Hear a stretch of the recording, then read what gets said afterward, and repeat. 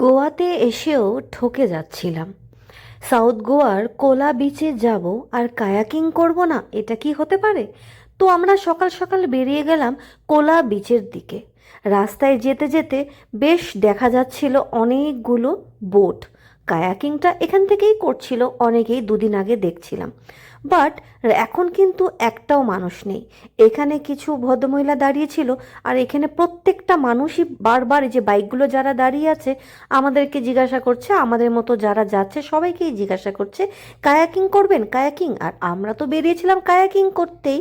তো ওইখান থেকে একজন আমাদের বাইকটা রাখলো আর হেলমেটটাও রাখলো, আর বলল যে নিচে নামতে হবে, বোটের কাছে আমি নিয়ে যাচ্ছি কায়াকিং করতে। ভালো কথা, আমাদের এই জঙ্গল জঙ্গল টাইপের জায়গাতে যেতে অভ্যস্ত, কারণ বাটারফ্লাই বিচটা এরকমই ছিল।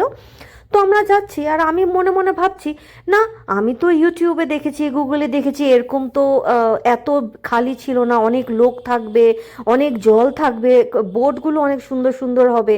এখানে কেউ নেই, এত পুরনো বোট কেন? আমি বলছি না, এখানে তো কেউ নেই, এই জায়গাটা কিন্তু আমাদেরকে ঠকানোর জন্য নিয়ে এসছে। একদম 100%।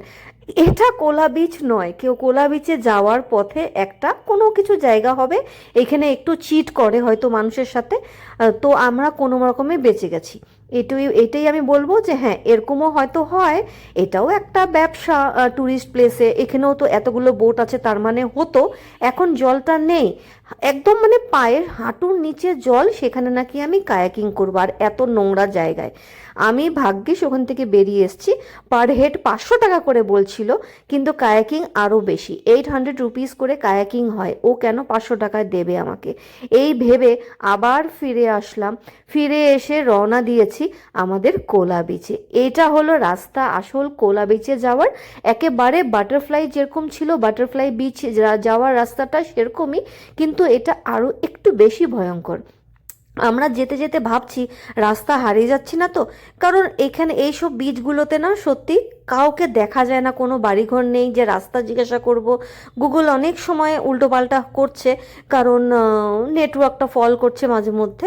তো কোনো রকমে আমরা পৌঁছে গেলাম এই কোলা বিচে। কোলা বিচে সেকেন্ড যে আমরা কোলা বিচে গিয়ে যে কী কী করেছি সেটা নেক্সট ভিডিওতে অবশ্যই আসবে। আর যারা আমার ভিডিওটা সম্পূর্ণ দেখছো, কেমন লাগছে জানিও। আমি ইন ডিটেইলে বলতে চাইছি বলে সবগুলোই লং ভিডিও দিচ্ছি, কারণ রিলস দেখে আসলেই কেউ কিছু বুঝতে পারবে না। তো ভিডিওগুলো দেখে সম্পূর্ণ তারপর কমেন্টটা করো অবশ্যই।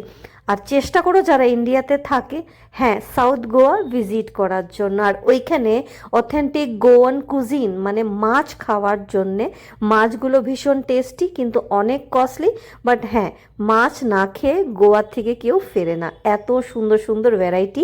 কিংফিশ, চনক ফিশ, ম্যাকরেল, এই তিনটে হলো ওখানের ফেমাস। আর গোয়ান কুজিনটা হচ্ছে বিভৎস ঝাল।